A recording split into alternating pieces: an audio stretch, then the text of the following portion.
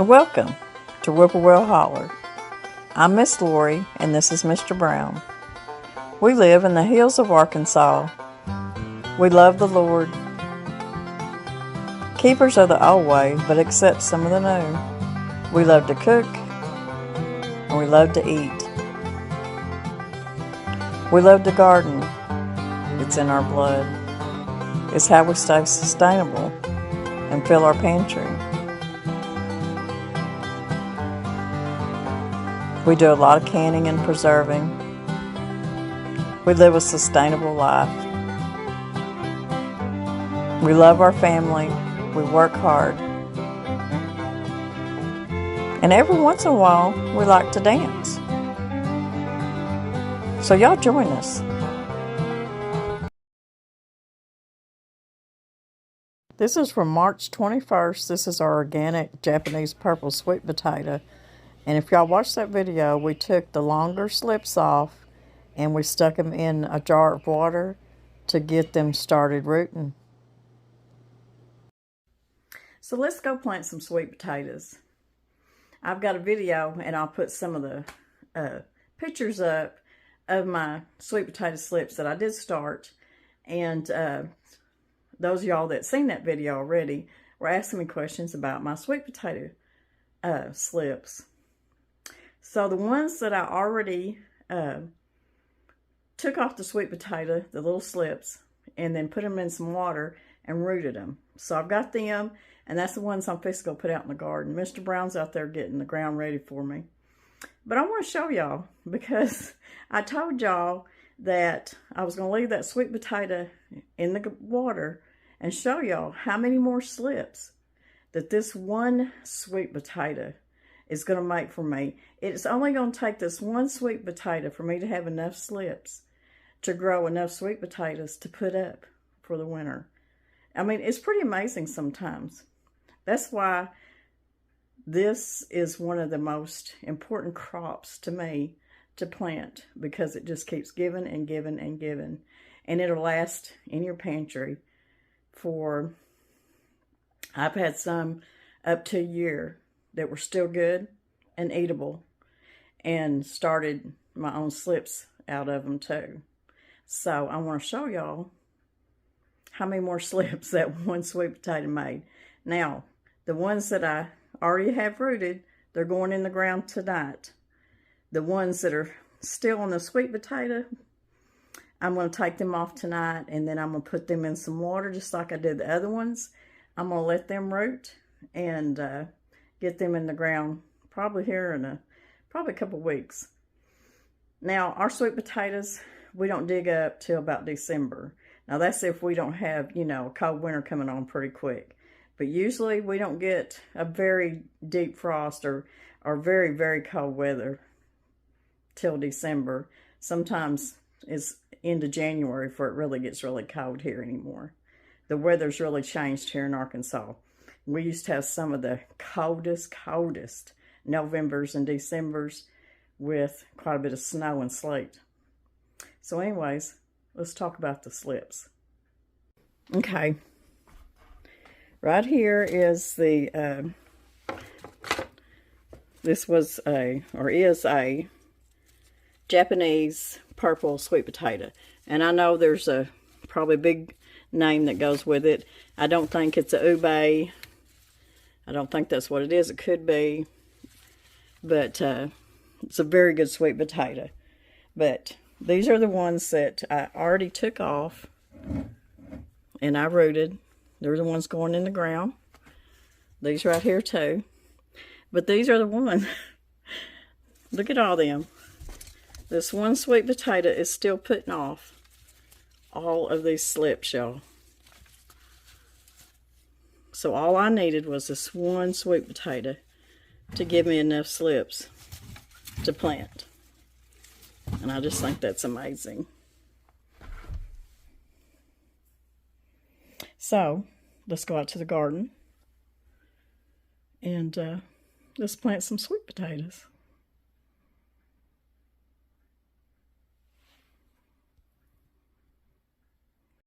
Well, Danny's got me some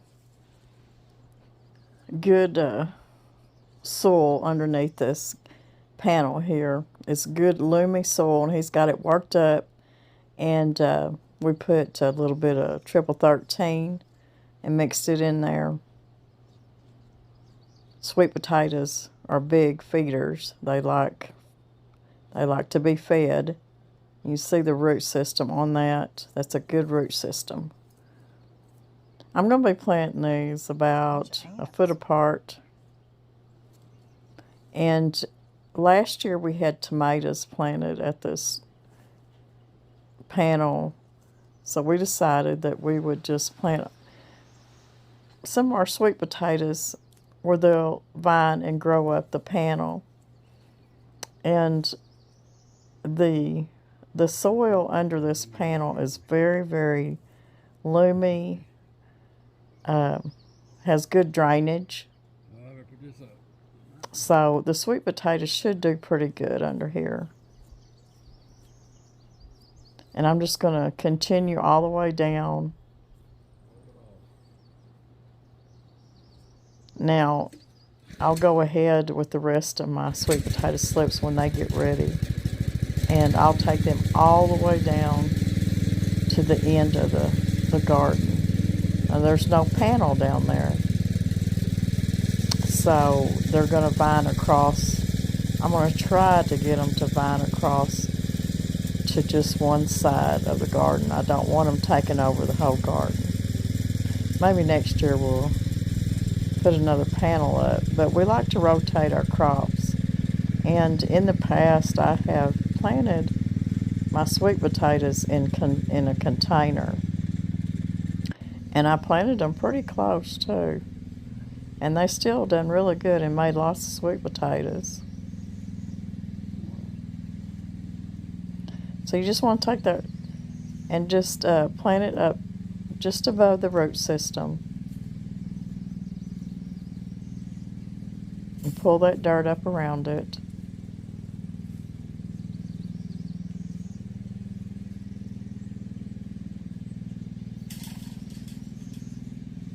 Now after these plants get established and they start to grow and start to climb up the panel, we will pull some more soil up to them.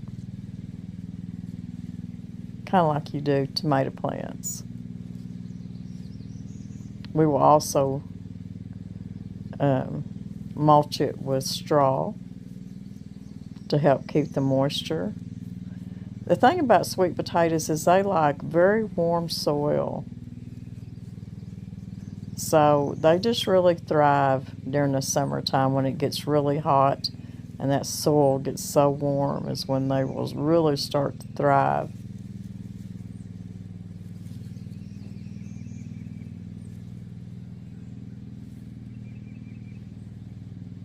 And we usually, a lot of the time, we will start to harvest and dig up sweet potatoes in October, sometimes November. But if you're not having a very cold December, you can even leave them in the ground that long. And then dig them up and find a good place to store them. If you've got a pantry that's cool and dry and doesn't have a lot of light, it's kind of a dark pantry, your sweet potatoes will stay good all winter, just like pumpkins do.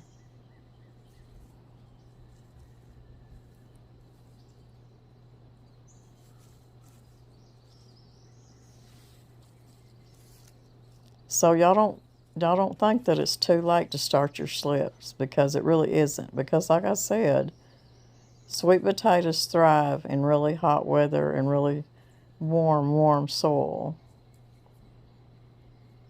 And this is just April.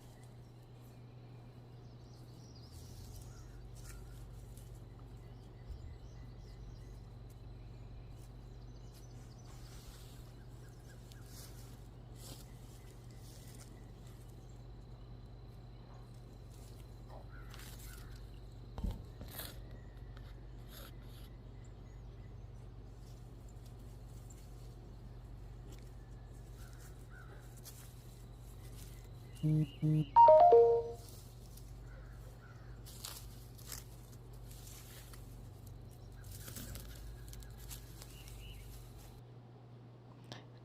Brown planted 3 of the really mild jalapeno plants. His potatoes are starting to shoot up. Takes them a little while. The ground's been kind of cold, but they'll be coming on up, and I think they're going to do good.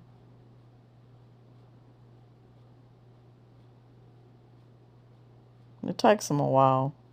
They don't all come up at the same time. You just have to be patient. We need some rain, I know that. And that's a mullein plant that come up. We have a mullein that comes up all over this hill. And we usually have at least 2 that come up in the garden. We do have a Sabella straw to mulch around everything. So it's a good start.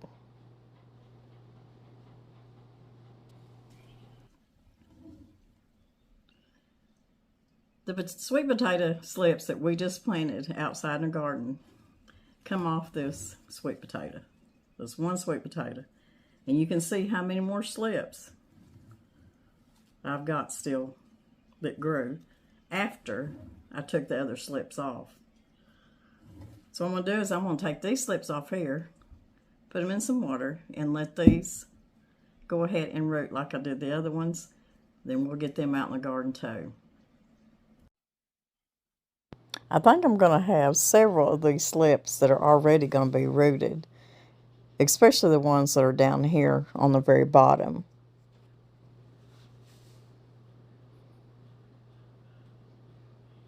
So you can see how much they have grown since the last time we took the slips off.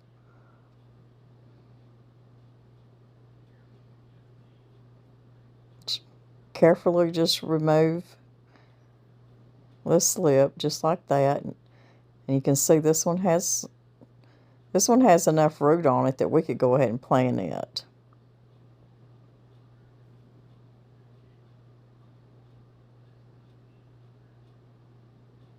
And look, this one's the same. So I'll have several that I can go out. I'll just go ahead out a couple of days. I'll go out and plant the ones that have good roots on them with the rest of them that's already out there.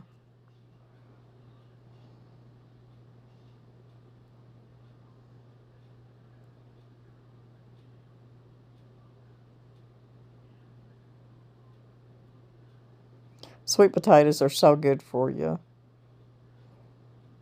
The purple sweet potatoes are very high in antioxidant and are good. They've got our good source of dietary fiber.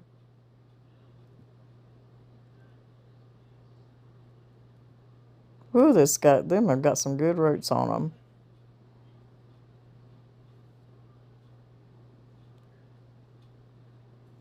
It makes me happy that I can go ahead and plant some of these out already.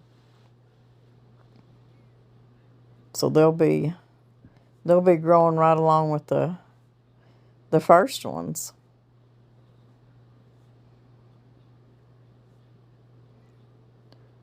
Now your orange sweet potatoes, they are very high in beta carotene.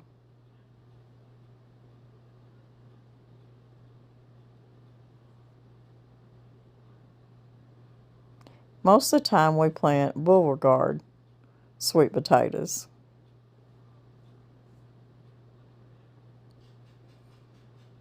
But I had a little bit of both last year. And this was just one of the sweet potatoes that I had left. Now some of these slips, and you see this one right here that I got from the top, it's not rooted. So it'll be one that will stick down in the water, and we'll have to wait for it to root before we plant it. So none of these up here will have roots. just the ones down here below.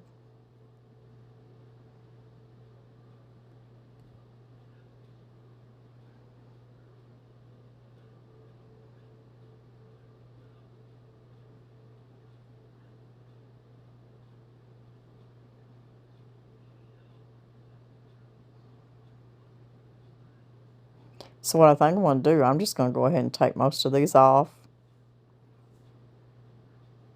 You can see there's still some small slips wanting to grow. This was down in about the middle of the sweet potato. It didn't have any roots, so we'll just stick it down the water and let it root.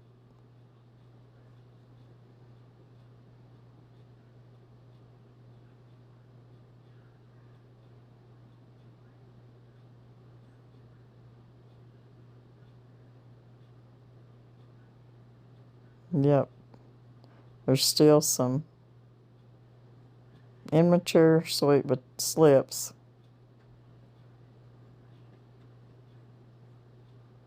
You know, I think that when you do this, I think it makes for a pretty house plant too.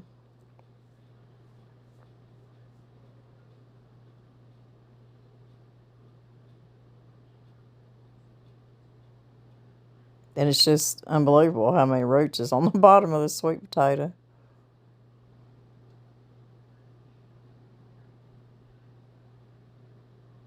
It's just root bound.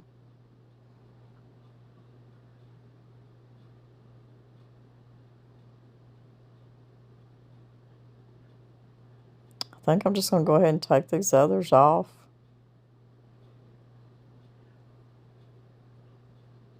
If they're too short to stick down in my big jar with the others, I'll just, I'll put them in a separate container that's a little bit more shallow.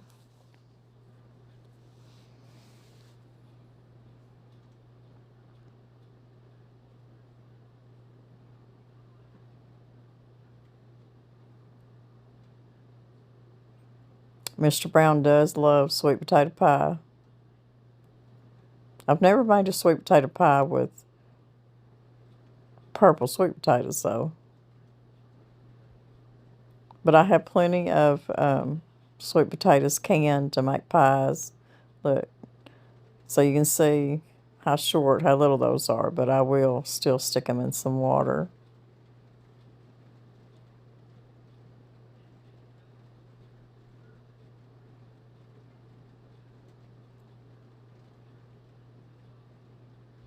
So we just about got this potato stripped.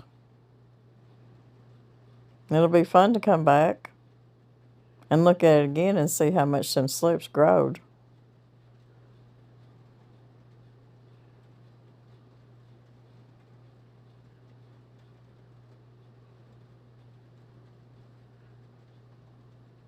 I may just keep this one just for a house plant. The rest of them. So there we are. We got some more slips to plant. Some to plant now and then some to plant later.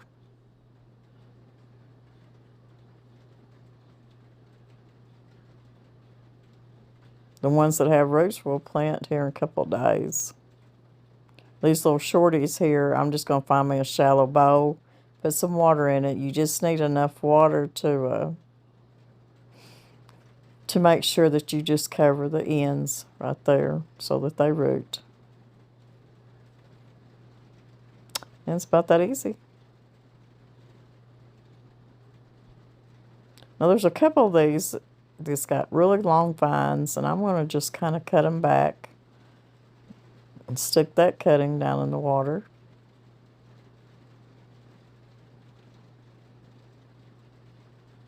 And here's another long one.